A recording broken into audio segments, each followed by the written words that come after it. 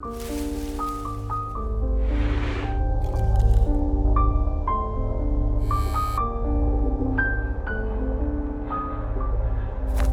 guys, it's Merce. Welcome back to my channel where I review horror books with a supernatural focus.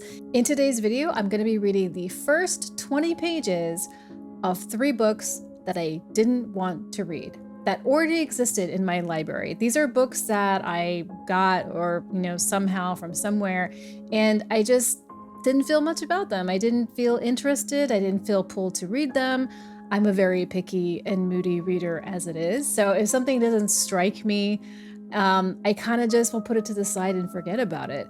So I get to take these books out of the crypt or just like the back of my library and give them another chance. And usually I find at least one book that I definitely want to read and I pull back out and bring back into the, TBR land. I'm going to share my predictions for each one of the books, tell you what their basic synopsis is, and then I'm going to share with you my final thoughts. Do I want to continue reading this book, or do I want to set it aside, maybe for good this time? I love doing this because it's just fun and I get to give my books a second chance and just, be a little less, wasteful in some way with my books. I did go to the cemetery and did some reading there. It was so beautiful.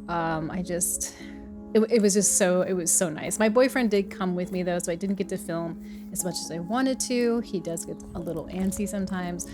But I did. It was really, really nice. So that's what we're gonna be doing today. Before we get started, be sure to like and comment down below. Let me know, do you have books that are in your library that are just gathering dust? And why is that? Are they books that you don't want to read, or what's the deal with those books? Also, if you feel like hitting that subscribe button, I would appreciate it.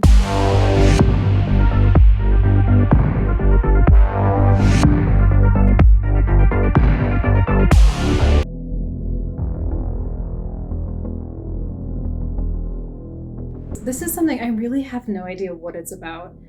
I think it's a mystery thriller. I think it could go either way, I guess, since I don't really know what it is. I just know that from reading the synopsis, I kind of just set it aside and didn't come back to it. I don't know what to expect at all with this one. I don't even know if it's horror, so I guess we'll find out. This story takes place when Earth's population is being controlled. So when you turn 17, you have to choose how you will live and how you will die. Alex, Kate, Sierra, Ben, and Mike are a commune who share one body. They travel to a death park to win time to upgrade their next host's body, but someone is trying to kill off the members of the commune. So what did I think? I loved it. This was really exciting to read. The way that it's written, it just has so much momentum, and it's just really, really exciting and new and interesting.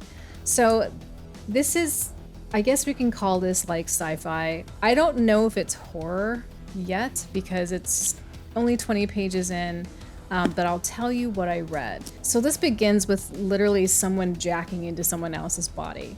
So we have this character who he's like coming to in a body that one of the 5 in this one body share.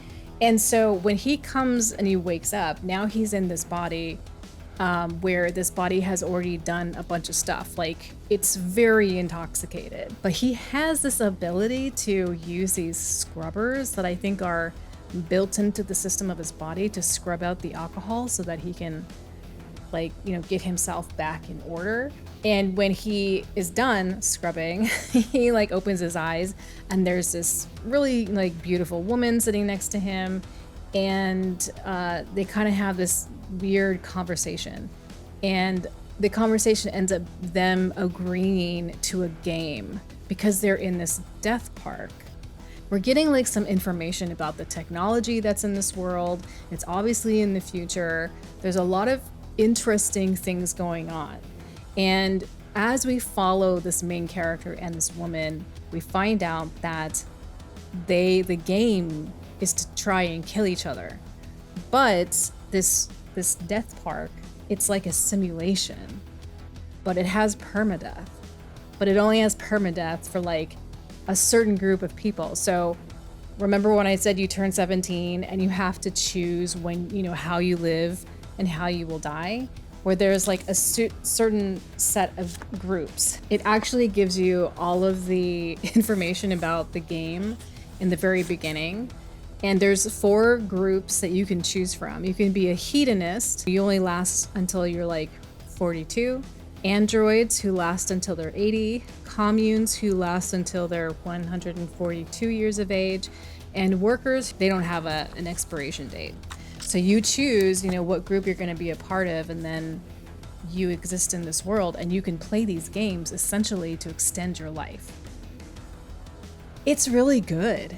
It's really, really good. Like, I don't read a lot of sci-fi. I watch a lot of sci-fi, but I don't read a lot of sci-fi. And one of the problems that I have with sci-fi is that to me, it's always really dry. You know, it has this, it's like always like, you know, kind of like throwing up like, you know, whatever technology or history or something about the place, like all over you before you even get a chance to look around. But this makes it feel like you're already there. You already kind of know about it, but it's still telling you. So you're getting very immersed, and it's dropping you in, and you're sort of discovering it in a way that's a little bit more intelligent and smarter than someone just like telling you everything up front. So there's a lot going on. Like everything I just told you right now is just like not all of it for 20 pages. It's like a lot, but there's also the mystery. It seems like there's like some kind of conspiracy within this simulation world, which is just really, really, really interesting. It's super good. Like I am really like upset at myself now that I passed on this. I'm definitely bringing back into the living bookshelf because I need to read this. This was a lot to start off with first, because now my expectations are too high for the other ones.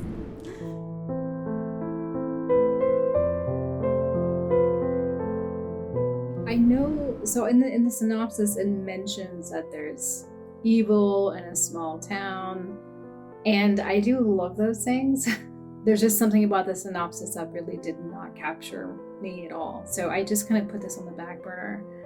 So I do not think that I'll be into this. I think it will be okay, but I don't think that I will continue to read it. That's what I'm thinking for this one. This is actually a series. It is the 3rd book in the Detective Sergeant Pace series. This story follows Pace as he returns home to investigate a series of murders in the quintessential rural town of Hinton Hollow. The story is narrated by Evil itself, recounting 5 days in the history of the small town when darkness paid a visit and infected the lives of its inhabitants. This has a very specific kind of writing style. So when we talked about Evil narrating the book, it's doing this very snarky kind of narrating. It's not like Josh Wheaton type stuff, but it kind of has that vibe a little bit. But it was a little annoying. So the way this book starts off is Evil itself is kind of telling us basically how horrible human beings are, and that he doesn't have to make them do anything.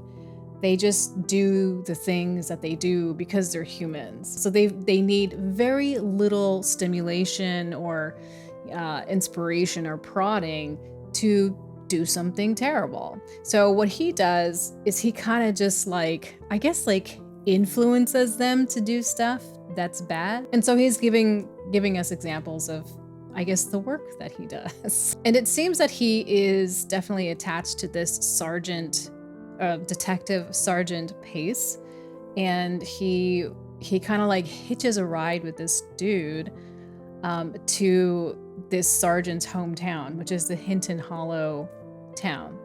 And so he wants to go there because he thinks, I guess, that he can do a bunch of work there, you know, just really turn the little tiny town inside out, basically. But while he's, you know, heading to this town, this woman, she sends her son away from the town by himself with just like a little like note around his neck that's basically like, don't send me back until it's been a week. I have to be out here for whatever. The kid won't talk to anybody.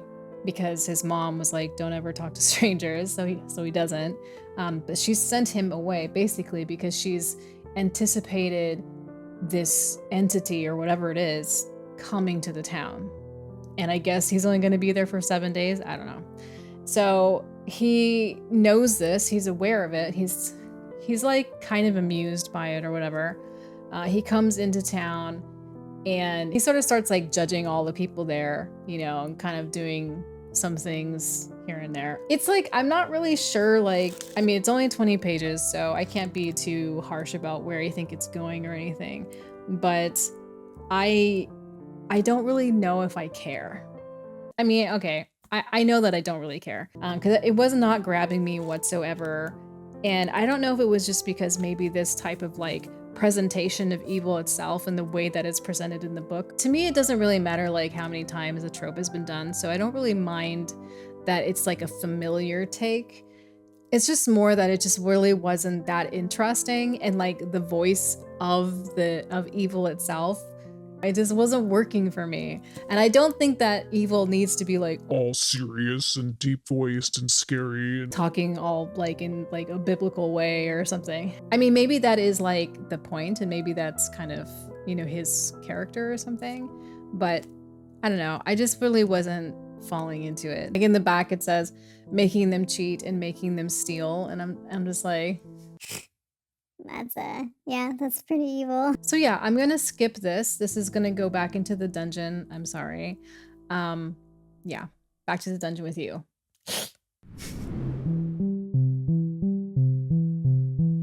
I really enjoyed Grady Hendrix' My Best Friend's Exorcism. I thought How to Sell a Haunted House was okay. So I don't really know what to expect, I guess, writing-wise for me for this book. I'm not a fan of slasher films. I don't get into it, so I'm not into those tropes and themes. They don't make me happy. I don't think that this will be very interesting for me, so I don't think that I'll want to continue reading this either. Now, this is about a group of 6 women who have survived massacres and attend a therapy group called the Final Girl Support Group. The story revolves around Lynette Tarkington, a real-life final girl who is still haunted by the brutal encounter she barely survived.